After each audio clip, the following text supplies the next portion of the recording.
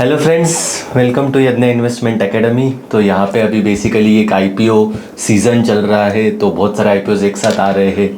तो एक e commerce based end to end logistics solution provider Shiprocket का भी आईपीओ आ रहा है।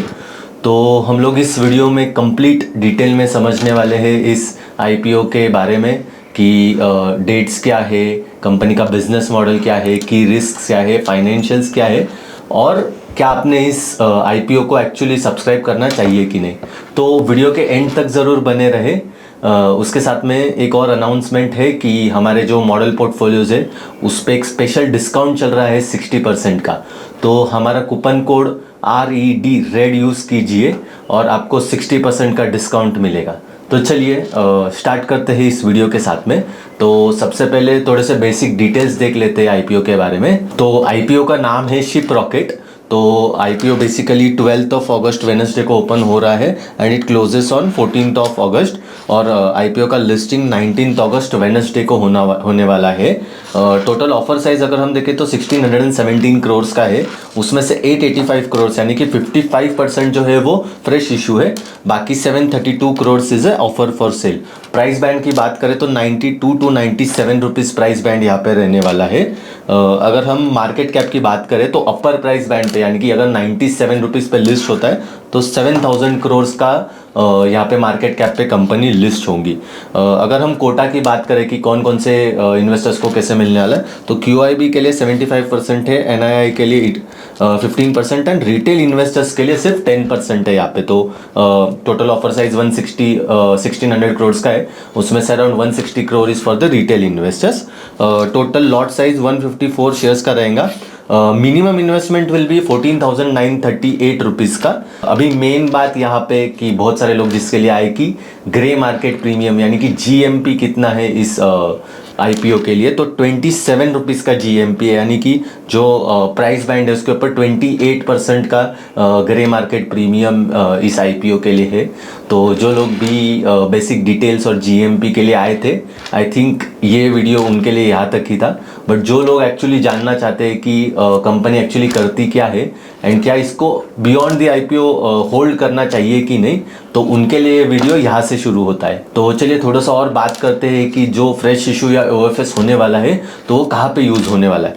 तो अगर हम fresh OFS offer for cell की बात करें तो यहाँ पे कुछ PE फंड्स है, तो वो लोग अपना स्टेक बेचने वाले हैं। तो ये कंपनी में कोई प्रमोटर नहीं है, तो कंपनी एक प्रोफेशनली मैनेज्ड कंपनी है। 2 को-फाउंडर्स है सिर्फ, साहिल गोयल और गौतम कपूर।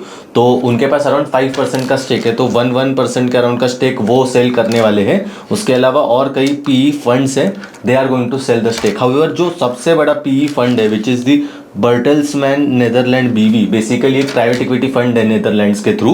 तो उनके पास 21.32% इस कंपनी का टोटल होल्डिंग है। तो वो लोग कोई भी शेयर्स सेल नहीं करने वाले, उनका share holding as it is रहने वाला है। तो that was about offer for sale. अभी फ्रेश इशू की अगर हम बात करें तो 885 करोड़ का फ्रेश इशू है। तो ये फ्रेश इशू कहाँ पे यूज़ होने वाला है, तो उसमें से 365 करोड़ जो है वो ग्रोथ के लिए यूज़ करने वाले, बेसिकली मार्केटिंग के लिए यूज़ होने वाला है और जो टेक्नोलॉजी इंफ्रास्ट्रक्चर है उसके लिए यूज़ होने वाला है।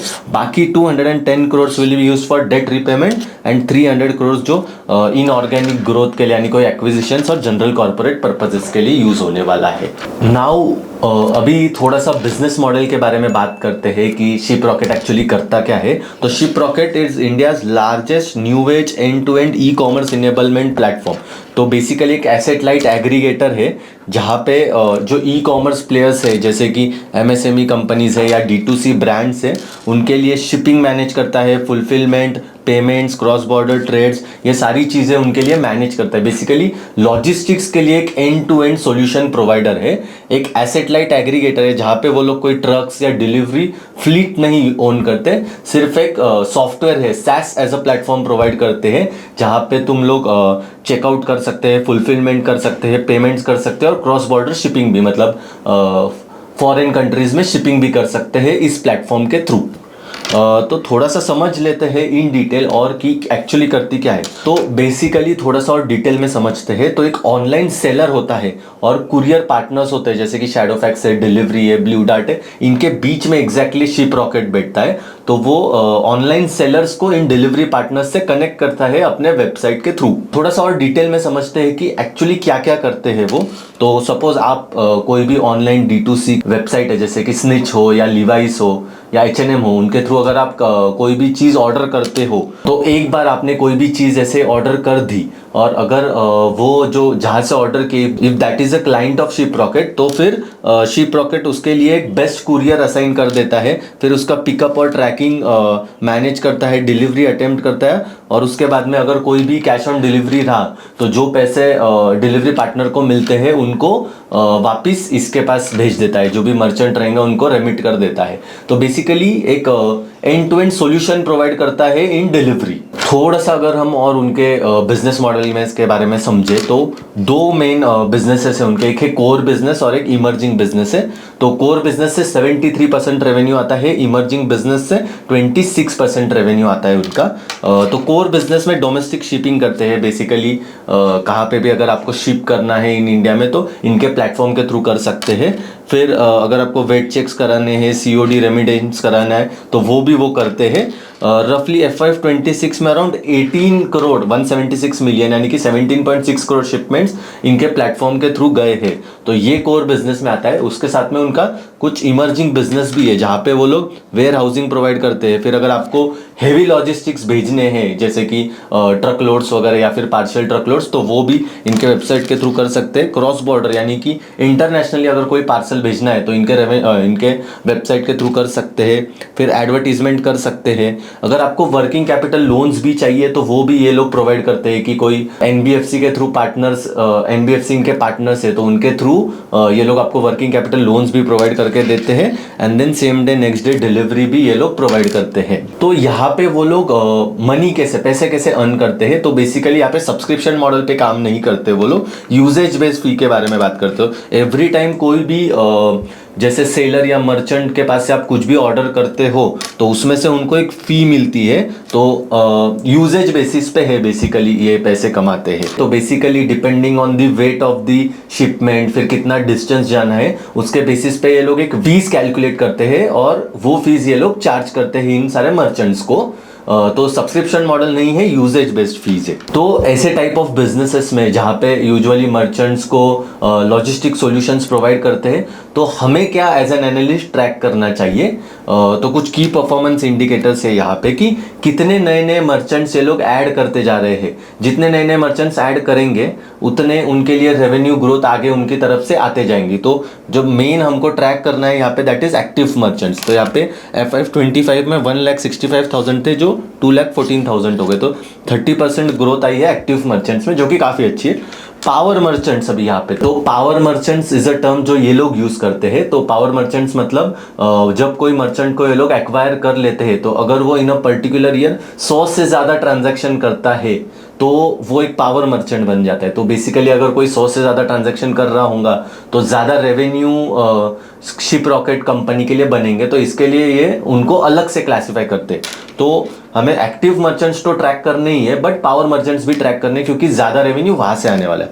तो in terms of power merchants यहाँ पे भी ग्रोथ डिसेंट रही है, बट यहाँ पे अभी देखने वाली बात है कि ईयर ऑन ईयर ग्रोथ काफ़ी स्लो होते जा रही है। तो FY26 में 1% से ही पावर मर्चेंट्स बढ़े, मतलब नए मर्चेंट्स तो वो लोग ऐड होते जा रहे हैं, बट जो एग्जिस्टिंग मर्चेंट्स है वो पावर मर्चेंट्स में कन्वर्ट नहीं हो रहे हैं। नेक्स्ट ग्रोथ ड्राइवर इनके लिए क्या रह सकता है, तो दैट इज एवरेज रेवेन्यू पर यूजर। तो पर मर्चेंट से लोग कितना कमा रहे हैं, तो यहाँ पे अगर हम देखें तो 0.99 लाख, मतलब 99,000 वो लोग पर यूजर से कमा रहे। तो ग्रोथ दो तरीके से आएंगी, एक तो नए यूजर लाओ और दूसरा है कि एग्जिस्टिंग यूजर्स को आप क्रॉस सेल करके उनसे कितना नया रेवेन्यू कमा सकते हो। तो हमने नए यूजर्स का तो देख लिया फ्रॉम एक्टिव मर्चेंट्स, अभी एग्जिस्टिंग यूजर्स से एवरेज रेवेन्यू कैसे बढ़ रहा है वो भी देख लेते हैं। तो यहाँ पे 99,000 था वो 94,000 हो गया। तो एग्जिस्टिंग यूजर्स के लिए रेवेन्यू एक्चुअली गिरता जा रहा है यहाँ पे।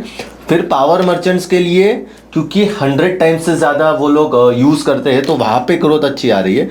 12 लाख से 14 लाख हो गया, फिर 17 लाख हो गया। तो power merchants as a number नहीं बढ़ रहा है, बट पावर मर्चेंट्स के लिए पर पावर मर्चेंट जो रेवेन्यू है वो बढ़ते जा रहा है। हम ऐसे कंक्लूड कर सकते हैं बेसिकली इसको। नेक्स्ट अगर हम उनके फाइनेंशियल्स देखें तो revenue growth for last 2 years have been 24%, काफी डिसेंट ग्रोथ है। एडजस्टेड एबिटा की बात करें तो FY25 में जस्ट एडजस्टेड एबिटा पॉजिटिव हुए और निग्लिजिबल एबिटा मार्जिन से उनके अभी तो, और कंपनी अभी तो लॉस मेकिंग है, तो एज सच रेशियोज वगैरह तो नहीं देखने चाहिए। बट यहाँ पे मेनली हमें उसको 2 सेगमेंट्स में बांटना है, कोर एंड इमर्जिंग। तो कोर बिजनेस की बात करें तो यहाँ पे ग्रोथ स्लो हो रही है, ऑलमोस्ट 20 से 13% तक आ गई है अभी ग्रोथ। तो यहाँ पे ग्रोथ स्लो हो गई है कोर बिजनेस में। जो मेन ग्रोथ आ रही है वो इमर्जिंग बिजनेस में आ रही है। FY25 में 41% ग्रोथ थी, FY26 में 65% ग्रोथ थी। लेकिन कोर बिजनेस में एडजस्टेड एबिटा ऑलरेडी वहाँ पे उनके मार्जिन 12% पहुंच गए हैं। तो कोर बिजनेस में ग्रोथ कम है बट मार्जिन से ऑलरेडी पॉजिटिव हो चुके, 12% के अराउंड है। In terms of emerging business growth ज्यादा है, लेकिन वहां पे अभी एडजस्टेड एबिटा निगेटिव है, तो लॉस मेकिंग है वहां पे।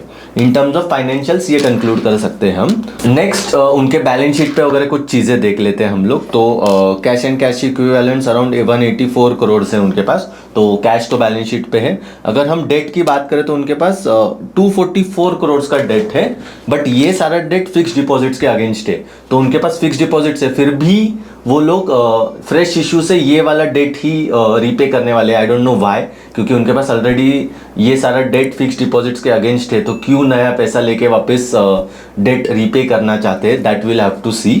उसके अलावा एक मेन चीज़ यहाँ पे कि उनके पास उनका एक कंपटीटर था पिकर करके, तो उनको उन्होंने एक्वायर किया था अराउंड 1100 करोड़ के अराउंड। तो उसमें से अराउंड 800 करोड़ का गुडविल उन्होंने रिकॉग्नाइज किया है। तो यहाँ पे अगर गुडविल का इम्पेयरमेंट वगैरह इन फ्यूचर आता है तो वो एक की रिस्क बन सकता है शिप रॉकेट के लिए। तो हमने कंपनी का बिजनेस मॉडल, फाइनेंशियल्स वगैरह देख लिए, बट यहाँ पे एक बहुत बड़ा की रिस्क है इस कंपनी के बिजनेस मॉडल में। तो हम थोड़ा वो समझते हैं कि कॉम्पिटिशन विथ कुरियर पार्टनर्स। तो बेसिकली ये इनके जो कुरियर पार्टनर्स है इनके साथ कॉपरेट भी करते हैं, लेकिन इनका कंपटीशन भी इसी कुरियर पार्टनर्स के साथ है।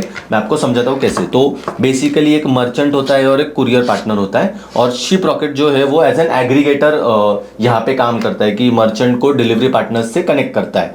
बट यहाँ पे अभी जैसे बाकी डिलीवरी पार्टनर्स है, जैसे कि डिलीवरी है या फिर शैडोफैक्स है, उन्होंने खुद से अपना ही D2C या SME प्लेटफॉर्म लॉन्च कर दिया है। तो बेसिकली शिप रॉकेट जो मिडल मैन का काम करने का, तो डिलीवरी और शैडोफैक्स ने अपना ही प्लेटफॉर्म लॉन्च करके इस मिडल मैन को ही एलिमिनेट कर दिया है कई कई केसेस में। तो ये एक बहुत बड़ा रिस्क बोल सकते हैं in terms of ship rocket कि उनके जो कुरियर पार्टनर्स है वो उनके राइवल्स भी बन रहे हैं अभी फ्यूचर में। तो एंटायर बिजनेस मॉडल जो है वो थोड़ा सा रिस्क पे आ जाता है यहाँ पे कि अगर ये कुरियर पार्टनर्स अगर बहुत ज़्यादा स्केल कर जाते हैं और बहुत ज़्यादा D2C प्लेटफॉर्म्स जो है वो इनके साथ अगर जुड़ जाते हैं तो इनका कंप्लीट जो बिजनेस मॉडल है वो ही फेल हो जाएगा बेसिकली। तो ये एक बहुत बड़ा रिस्क है इनके केस में। नेक्स्ट अगर हम वैल्यूएशंस की बात करें यहाँ पे, तो एक ही उनका पीयर है अभी लिस्टेड, यूनिकॉमर्स करके, काफ़ी स्मॉल कंपनी है। तो शिप रॉकेट के रेवेन्यू FY26 में 2000 करोड़ थे, यूनिकॉमर्स के 200 करोड़ थे, तो 10 टाइम्स बढ़ी है शिप रॉकेट अभी। तो अगर हम थोड़ा सा वैल्यूएशन के बारे में बात करें तो अभी तो एडजस्टेड एबिटा भी जस्ट पॉजिटिव हुआ है एंड कंपनी ओवरऑल तो लॉस मेकिंग है। तो प्राइस टू सेल्स पे अगर हम देखें तो शिप रॉकेट का IPO 3.5 टाइम्स सेल्स पे आ रहा है। यूनिकॉमर्स जो है वो 4.64x टाइम्स पे लिस्टेड है प्राइस टू सेल्स पे। तो वैल्यूएशन वाइज तो ठीक ही लग रहा है, ग्रे मार्केट प्रीमियम भी वही सजेस्ट कर रहा है। बट एक चीज़ यहाँ पे मेन जो आप सभी को याद रखनी है, that is the competition risk जो है कि उनके जो डिलीवरी पार्टनर्स है वही उनका कंपटीशन बन सकते हैं इन द फ्यूचर। ये एक बहुत बड़ा रिस्क है उनके बिजनेस मॉडल के बारे में। तो that was all about this video. I hope आपको ये वीडियो पसंद आया होगा, और हमें कमेंट में ज़रूर बताएं कि आप इस IPO को सब्सक्राइब करने वाले हो क्या, और आपको ये पूरा एनालिसिस कैसे लगा। Thank you.